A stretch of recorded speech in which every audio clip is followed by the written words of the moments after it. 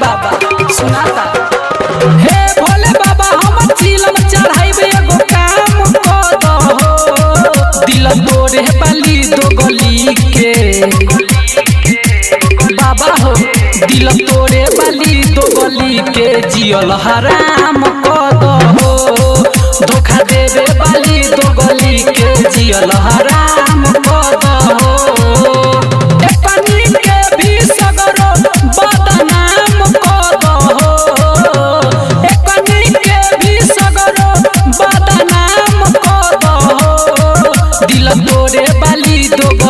बाबा हो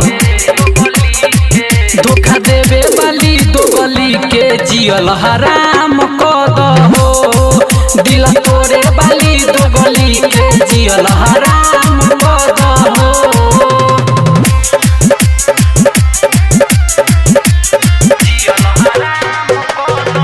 brand recording studio बसंत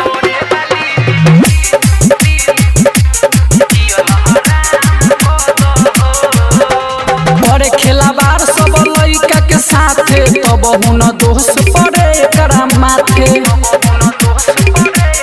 ए बाबा बहुत तकलीफ देता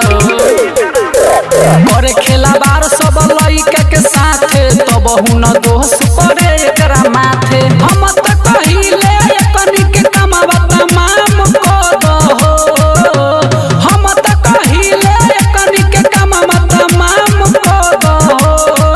दिल तोरे बाली दो गली के भाला करे बाबा सुनो धोखा देवे बाली दो गली के जियल हराम कर दहो दिल तोरे बाली दो गली के जियल हराम कर दहो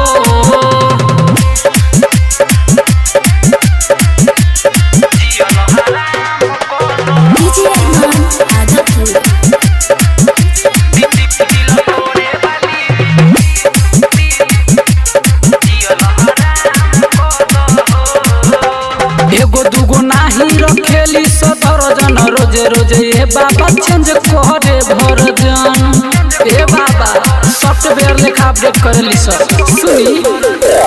एगो दूगो नाही रखेली सदर जन रोजे रोजे ए बाबा चेंज करे भर जन रंजन रसिक कहे रास्ता जाम कर दहो सहनी दिलीप कहे आजुए शाम कर दहो दिल तोरे बाली दो गली के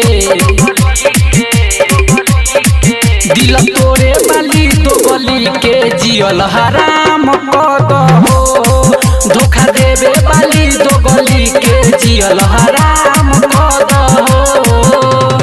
ब्रांड रिकॉर्डिंग स्टूडियो बसंत बाजार।